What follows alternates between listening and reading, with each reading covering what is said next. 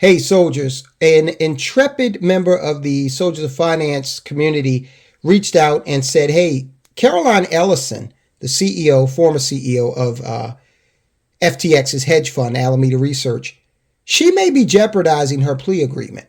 And remember, she took that plea agreement so she could try to avoid 110 years in prison if convicted of all charges.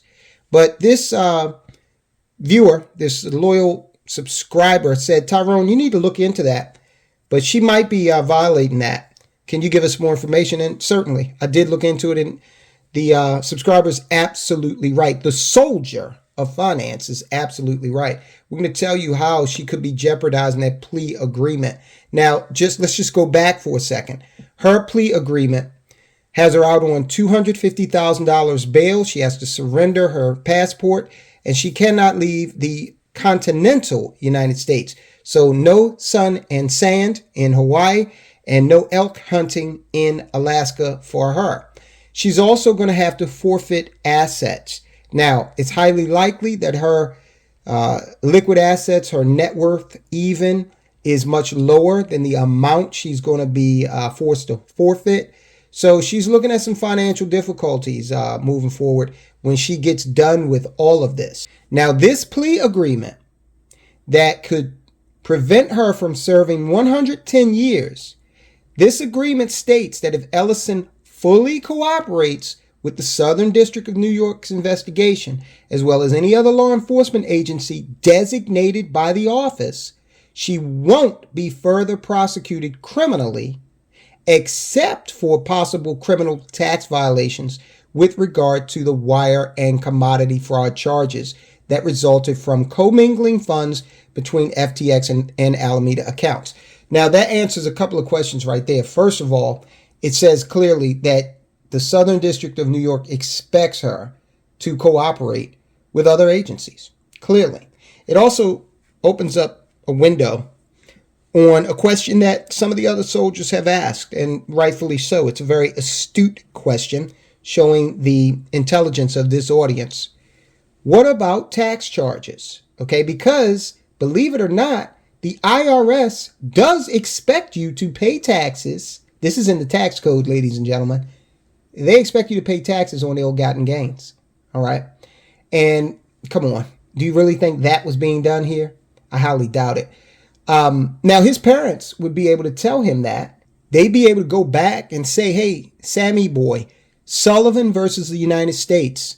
This was a case in 1927. A liquor bootlegger, 27 was during Prohibition. A liquor bootlegger was charged with tax evasion for not reporting his illicit income.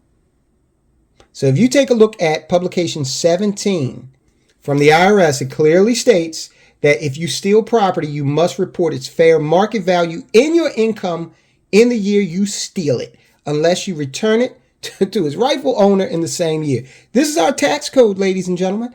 And look, like I said, his parents were tax attorneys, right? They were hotshot tax attorneys teaching at Stanford University. So shouldn't they have known this? So a lot of people have asked about, well, what about the tax implications, the tax law implications? Oh, that's coming.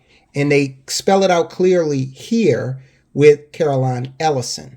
Remember, they're spelling certain things out with her because she's agreed to cooperate. If Sam Bankman Fried is convicted, they're going to drop the literal hammer on him. Now, before we get to how she's maybe jeopardizing this thing, the plea agreement, this is an interesting wrinkle. The plea agreement also contains language that says if Ellison is not a U.S. citizen, it is likely that her removal from the U.S. will be mandatory. It is assumed that Ellison is a U.S. national, but it is unclear if she might have abandoned her nationality for a citizenship of convenience for tax reasons. That's something that's popular among the big-time crypto traders. All right. So she could be facing, I think she could be facing some really harsh punishment here as having to leave the United States of America. That remains speculative, but it is worth noting that there is a paragraph in the plea agreement when it was made public, there's a paragraph that's been redacted and removes information about some of the possible charges. And hey, that could be one of them. But look, let's talk about how she is jeopardizing the agreement. Now, we already said that she is expected to cooperate with other federal agencies. Well, she's not cooperating. Has been somewhat recalcitrant with the U.S. Bankruptcy Court. Remember, FTX, has requested that certain individuals have to testify before that court. Try to tell them, where is all of the money at this point? We try to make people whole. So Sam Bankman Fried's mother, Barbara Fried, brother and former executives from his empire have not been cooperating with the investigation into FTX's finances. This is according to the failed crypto exchange team of lawyers. FTX's lawyers are saying this. Lawyers have been working nonstop to locate and recover FTX's assets since the crypto exchange declared bankruptcy in November, according to a court filing. Now they intend to subpoena Sam Bankman Fried, his family, and other lieutenants, and they actually have done that. While some of them have responded to letters sent by FTX's lawyers asking for more information, none of them have voluntarily given the requested documents or information, the filing said. In particular, former Alameda CEO Caroline Ellison and also Gary Wang, he was the chief technology officer. They've declined to give FTX's lawyers requested information. So they're not cooperating on the bankruptcy case. But both Ellison and Wang did agree to cooperate with prosecutors in the criminal case. But remember, there's that codicil in there for Caroline Ellison that she also must play ball with these other agencies. And there's a host of others in the FTX mix that have not cooperated.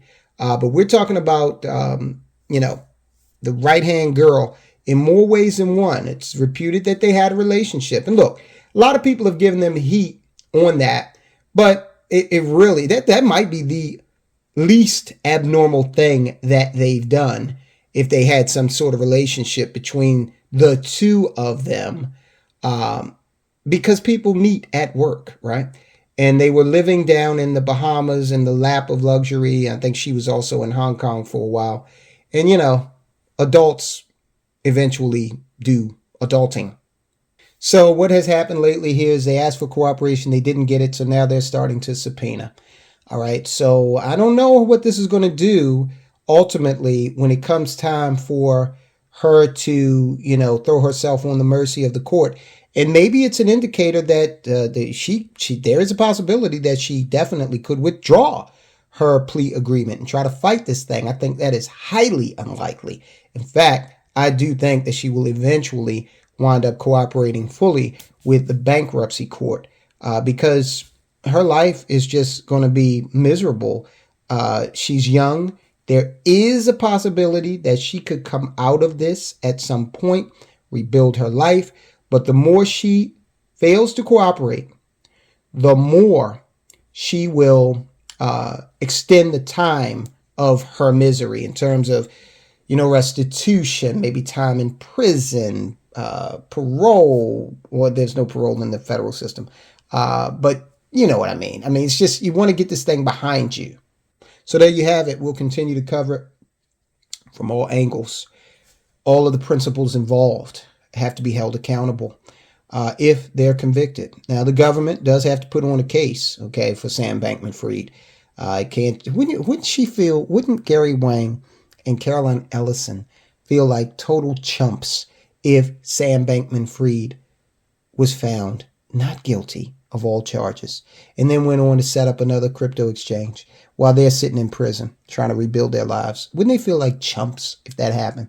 So it would stand to reason that, if I'm in her shoes, I want to see Sam Bankman Fried definitely convicted. So she should go ahead and cooperate unless her cooperation is going to reveal something additional about her culpability in this whole thing.